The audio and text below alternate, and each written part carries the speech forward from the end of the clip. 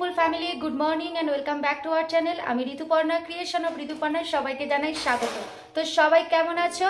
আমরা কিন্তু বিন্দাস আছি, আমি আর ছেলে সংসারে এখন দুজনে একা। তবে আজকে সোহম চলে আসছে রাত্রিবেলায়।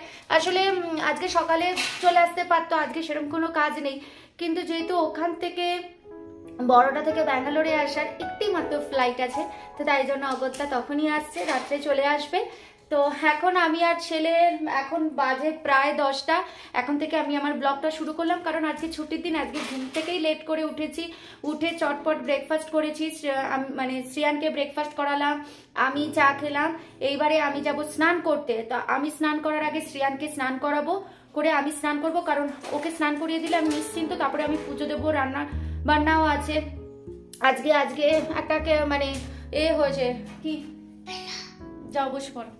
তো আজকে একটা মানে সমস্যা হয়ে গেছে, আমার দুধটা গেছে নষ্ট হয়ে। সেই দুধটা থেকে দেখি ছানা করব, করে একটু ওই ছানাটাকে বার করে ওটা দিয়ে দেখি কিছু বানানো টানানো যায় কিনা, সেরকমই একটা চিন্তা ভাবনা করেছি। কারণ অনেকটা দুধ আমার নষ্ট হয়ে গেছে, তো তাই জন্য আসলে নষ্ট হওয়ার পেছনে দুধটা অনেকদিন ধরেই পড়েছিল, খাওয়া হচ্ছিল না। রোজ রোজ যেটা আসছিল সেটাই শ্রিয়ানকে দিয়ে দেওয়া হচ্ছিল। আর সোহমও দুদিন ধরে নেই, দুধটা জমে গেছিল। এবার দুধটা যে খারাপ হয়ে গেছিলো আমি সেটা বুঝিনি, তো খারাপ দুধের মধ্যে আমি আবার ভালো দুধটাও ঢেলে ঢেলে রাখছিলাম, ব্যাস সব গেছে নষ্ট হয়ে। তো আজকে সকালে চা করতে গিয়ে দেখি দুধটা নষ্ট হয়ে গেছে।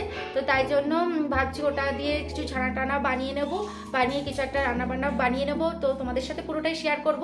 তো বাস এখন হচ্ছে কয়েকটা বাসন ভরে আছে, ওগুলোকে ধোবো, ধুয়ে শ্রিয়ানকে স্নান করাবো, করে আমি স্নান করে পুজো দিয়ে তারপর তোমাদের সামনে আসছি।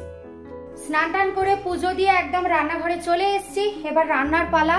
অলরেডি 11টা বাজে। তো আগে আমি ভাত বসাবো, আর একদিকে বসাবো শ্রিয়ানের জন্য ডাল। শ্রিয়ানকে রোজ ডাল দিই, মুসুর ডালটা ভীষণই ভালো বাচ্চাদের, তো এই জন্য ওকে এখন রোজই আমি ডাল দিই। আর আজকে যে ওই ছানার দিয়ে যেটা বানাবো, দেখছি কি বানাবো, এখনো তো মানে ঠিক করতে পারিনি। তো সেটা দেখছি কি বানানো যায়, সেটাও শ্রিয়ানকে একটু দেবো আজকে। আর রাত্রেও রুটি দিয়ে ওকে ওই তরকারিটা দিয়েই দেবো, আর দুপুরেও একটু দেবো ওটা দিয়ে, ওটা এরকমই প্ল্যান আছে।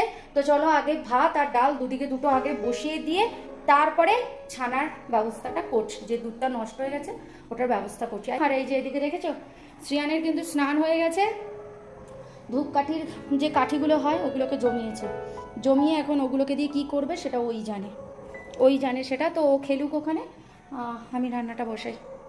তো ওদিকে ওয়াশিং মেশিনও চালিয়ে দিয়েছি, ওয়াশিং মেশিনে কাঁচা হচ্ছে, প্রায় হয়ে এসছে, মেলে দেবো। সকালে তো দুর্ধর্ষ রোদ ছিল, বর্ষা বললো ভোরবেলায় নাকি বৃষ্টি হয়েছে, কিন্তু আমি কিছু টেরই পাইনি। বললো 6টার আগে দিয়ে বৃষ্টি হয়েছে, খুব জোর বৃষ্টি হয়েছে, কিন্তু আমি কিছু টের পাইনি, ঘুমিয়েছিলাম, কারণ আজকে ছুটির দিন, শনিবার। তো এখন তারপরে দেখলাম ভীষণ রোদ উঠেছে, এখন আবার দেখছি আবার মেঘ করছে। এখন কিন্তু ভালো মেঘ করে আছে, কালো মেঘ কীরকম জমে গেছে, তো বৃষ্টি তো মনে হচ্ছে আসবে। মেঘ যখন জমেছে, কালো মেঘ, বৃষ্টি তো হবে, আজকে বৃষ্টি হবে আবার মনে হচ্ছে। আর এই যে এখানে আমার হচ্ছে কাঁচা হয়ে এসছে, এবারে জল নিয়ে ধুলেই হয়ে যাবে, বন্ধ করে দেবো, মানে বন্ধ হয়ে যাবে অটোমেটিক, তারপরে এগুলোকে মেলে দেবো। এবারে চলে আসলাম কিন্তু একদম স্নান টান করে পুজো দিয়ে কিচেনে। এসে আগে আমি আমার রোজের যে কাজ, ভাতটা বসিয়ে দিলাম। ভাতটা বসিয়ে দিয়ে শ্রিয়ানের ডালটা বসাবো, সেটাও রেডি করে নিলাম, কারণ শ্রিয়ানকে মানে ডাল তো রোজই দিই, কারণ ডাল খাওয়াটা ভীষণই দরকার। তো সবজি, নুন, হলুদ, ব্যাস এই দিয়ে ডালটা সেদ্ধ বসিয়ে দিলাম। আর এদিকে আমি আমার ব্রেকফাস্ট করব, তার আগে দেখো ভাতটাও ফুটে গেছে, ভাতটা বন্ধ করে দিলাম। আর এই যে আগের দিন রাত্রে যেটা ভিজিয়ে রেখেছিলাম, এটাই এখন নুন, লেবু দিয়ে আর এই শসা আর পেঁয়াজ দিয়ে মেখে খেয়ে নেব। এটা কিন্তু খেতে কিন্তু বেশ ভালোই লাগে। তো আমার কিন্তু বানানো হয়ে গেছে, তো ব্যাস এবার ব্রেকফাস্টটা এখন করে নিই আমি। তো এই হচ্ছে দেখো 1 বক্স দুধ। তো কীরকম খারাপ লাগে না এতটা দুধ যদি নষ্ট হয়ে যায়, যদি ফেলে দেওয়া হয়, তাই জন্য দেখো এই দুধটাই এবার আমি তার ব্যবস্থা করব। তো চলো এই দুধটা থেকে আগে ছানাটা বার করে নিই, তারপরে আজকে বানাবো ছানার কোপ্তা। তো দুধটা দেখো ওই একটা সসপ্যানের মধ্যে নিলাম, নিয়ে এটাকে জাল দিতে হবে, জাল দিলে তবেই এই ছানাটা বেরিয়ে আসবে। তো দেখো দুধটা নষ্ট হয়ে গেছে, দেখেছো আমি কিন্তু এখনও অবধি লেবু দিইনি, তাতেই দেখো ছানাটা কিরম কেটে গেছে। তো এবার এর মধ্যে লেবু দিতে হবে, তাহলে ছানাটা কিন্তু ভালো করে বেরোবে। তো একটা টুকরো লেবু দিলাম, দিয়ে দেখলাম যে না আরেকটু লেবুর রস দিতে হবে। তো এই আরেকটা টুকরো দিতেই একদম সুন্দর কিন্তু ছানাটা রেডি হয়ে গেছে। তো দেখো পুরো জল কিন্তু ছেড়ে ছানাটা কিন্তু পেরিয়ে গেছে। এবার এই ছানাটাকে এখন জল দিয়ে ছেঁকে নিতে হবে, কারণ জলটা ছেঁকে নিয়ে তারপরে এই ছানাটার এবার ব্যবস্থা করব আমি। তো দেখো এর মধ্যেই ছানাটা ঢেলে নিচ্ছি যাতে জলটা পুরো ছেঁকে যায়। তো ব্যাস আমার ছানা নেওয়া রেডি। তো ভাবো কতটা দুধ থেকে এইটুকুনি ছানা পাওয়া গেল, সত্যি না, দেখতেই দুধটা অতটা লাগে, আর ছানার পরিমাণটা দেখো এসে একটুকুনি ঠেকেছে। তো এর মধ্যে দিয়ে দেবো একটু ময়দা, একটু হলুদ গুঁড়ো, একটু জিরে গুঁড়ো, একটু ধনে গুঁড়ো, আর এর মধ্যে দেব নুন আর অল্প চিনি, আর দেব একটু গরম মশলা গুঁড়ো, একটু ঘি, আর কুচানো তোমার লঙ্কা, কাঁচা লঙ্কা দিয়ে এবার এটাকে কিন্তু ভালো করে মেখে নিতে হবে। তো দেখো সুন্দর করে মেখে মলায়েম করে নিতে হবে। নিয়ে এবার দেখো আমি ছোট ছোট গোল গোল করেছি, কারণ আমার কাছে ছানার পরিমাণটা খুবই কম ছিল, যাতে সবার পেটে একটু পড়ে, তাই জন্য আমি ছোট ছোট করেছি। তোমরা পারলে কিন্তু এটাকে বড় বড়ও করতে পারো, আমি ছোট ছোট করেছি যাতে সবাই ঠিকঠাক খেতে পারি। তো এখানে তেল আমার গরম হয়ে গেছে, দিয়ে একটা দিয়ে দেখলাম যে ঠিকঠাক হয়েছে কিনা, ভেঙে যাচ্ছে কিনা। তো দেখলাম না ঠিক আছে, তো পরপর দেখো দিয়ে দিলাম। এখনও 4-5টা রয়েছে, সেগুলো আর দিইনি, অত গায়ে গায়ে দেওয়ার দরকার নেই। তো এগুলোকে কিন্তু লাল লাল ভাজতে হবে। তো এইদিকে দেখো আমি লঙ্কা কুচিয়ে রেখেছি, টমেটো কুচিয়ে রেখেছি, আর আলুও কেটে রেখেছি কোপ্তার জন্য। তো এরকম লাল লাল ভাজা হলেই এবারে কোপ্তাগুলোকে মানে ছানাগুলোকে এবারে তুলে নিতে হবে। তো আমার কিন্তু হয়ে গেছে। তো আরও যে 4-5টা বাকি ছিল সেটাও দেখো তেলের মধ্যে দিয়ে একটু ভেজে নিলাম। তো আমার কিন্তু তেল অনেকটা রয়ে গেছিলো, আমি কিন্তু তেল কমিয়ে রেখেছি, যতটা তেল ছিল দেখো তার থেকে কিন্তু একটু কমই তেল। তো এর মধ্যে দিয়ে দিলাম গরম মশলা, গোটা গরম মশলা, এলাচ, লবঙ্গ, দারচিনি, লঙ্কা আর তেজপাতা দিয়ে দিলাম। এবারে দিয়ে দিলাম গোটা জিরে ফোড়নে। তো ফোড়নের সুন্দর একটা গন্ধ বেরিয়েছে, গরম মশলার গন্ধ বেরিয়েছে। এবার আলুগুলোকে এর মধ্যে দিয়ে দেব। এদিকে আলুটা ভাজা হতে হতে আমি মশলাটা রেডি করে নিই। জিরের গুঁড়ো, হলুদ গুঁড়ো, ধনে গুঁড়ো, আর কাশ্মীরি লঙ্কার গুঁড়ো, আর যারা যদি ঝাল আরও বেশি খেতে চাও তাহলে রেড চিলি পাউডারও তোমরা ইউজ করতে পারো। করে জল দিয়ে দেখো মশলাটাকে আমি রেডি করে নিলাম। আলু কিন্তু আমার ভাজা হয়ে গেছে। এবারে দেখো যে মশলাটা বানিয়ে রেখেছিলাম সেটা কিন্তু এবার এর মধ্যে ঢেলে দিলাম, দিয়ে এবার ভালো করে নাড়াচাড়া করে মশলাটাকে কষাতে হবে।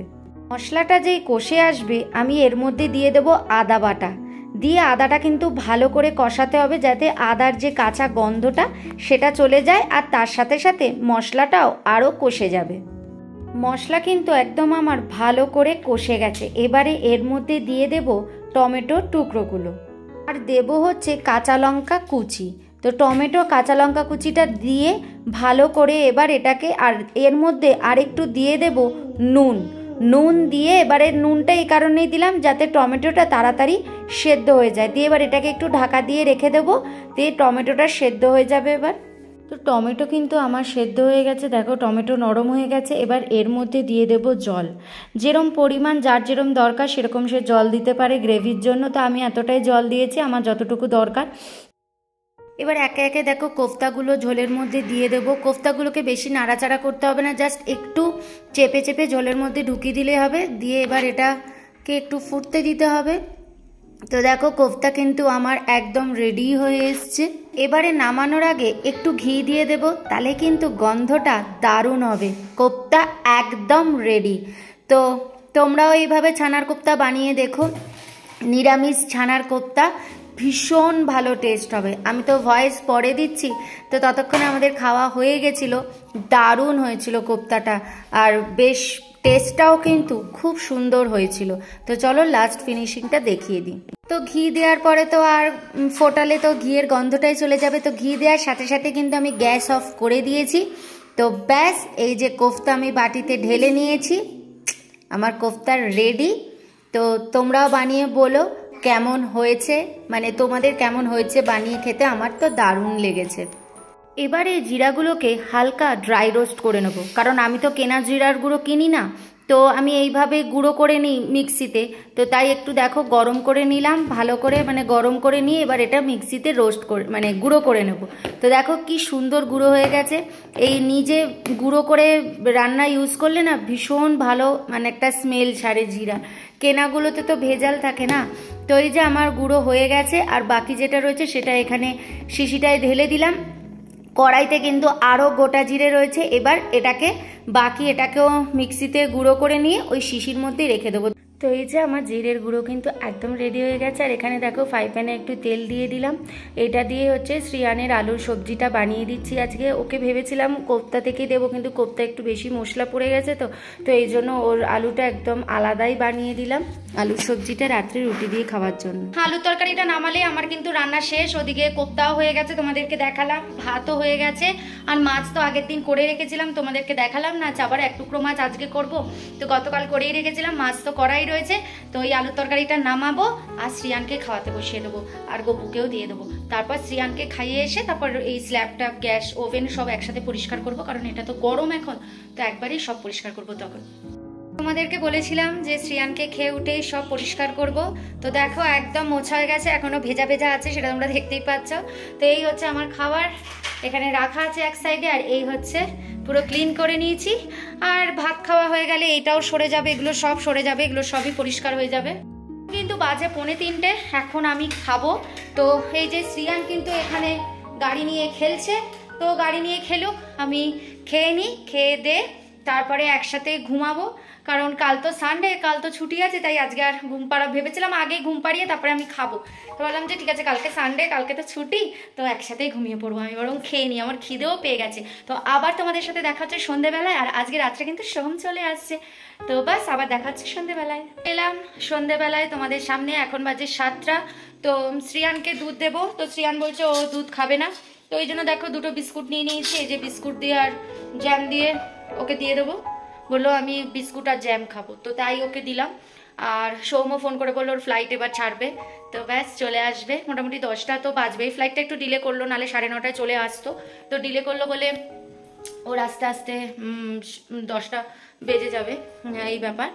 তো এখন হচ্ছে করবো, শ্রিয়ানকে খেতে দিই, খেতে দিয়ে ওকে একটু পড়তে বসাবো, পড়া থেকে উঠে তারপর ওকে আগে খাইয়ে দেবো, কারণ সৌমের আসতে লেট হবে, এসে ফ্রেশ ট্রেশ হয়ে খেতে খেতে লেট হয়ে যাবে, তো ওকে আজকে তাড়াতাড়ি খাইয়ে দেবো, তাড়াতাড়ি মানে কি ওর টাইমে আমি ওকে খাইয়ে দেবো আর কি। তো সারা সন্ধে দেখেছো এখানে গাড়ি খেলেই যাচ্ছে, পুরো ঘর ময় ছড়ানো ছিল। আমি এই রুটি করতে যাওয়ার আগে এই গাড়িগুলোকে সব গুছিয়েছি।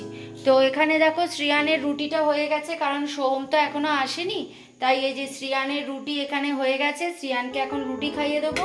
আর এই হচ্ছে শ্রিয়ানের তরকারি, যেটা সকালে বানিয়েছিলাম, তো এখন শ্রিয়ানকে খাইয়ে দেবো। সোমের আস্তে আস্তে 10টা বাজবে, তাই ওকে এখন খাইয়ে দিই। তো শ্রিয়ানকে খাওয়াই, তারপরে আমরা খাবো। আজকে যে ছানার কোপ্তাটা করেছিলাম বেশ ভালো হয়েছে, দুপুরে আমি একটুখানি খেয়েছি। তো এই যে দেখো এই বাটিটাতে রাখা আছে, এটা আমরা রুটি দিয়ে খাবো, সোম আসুক, তো দেখি সোম কি বলে, সোমের কিরকম লাগে ওকে জিজ্ঞেস করবো। তো বাস চলো শ্রিয়ানকে এখন খাইয়ে নি, কারণ ওকে খাওয়াতেও কিন্তু টাইম লাগবে। ধরে জোরে টানো, হ্যাঁ।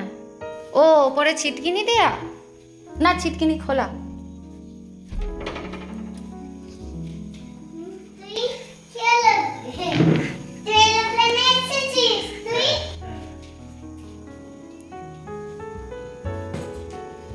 বাবা এরোপ্লেনে গেছিল, যা বাবাকে বলো যে তুমি এরোপ্লেনে গেছিলে। হ্যাঁ টাইটে লক করতো, মাঝে মাঝে অসুবিধা হচ্ছে, বৃষ্টিতে এরকম হয়ে গেছে ওয়েদারে। না বাবা ওটা তো বিল, বাবা এরোপ্লেন করে এসছে, বাবাকে বলো তুমি এরোপ্লেনে এসেছো। পকেটে রাখ, বলো পকেটে রাখো।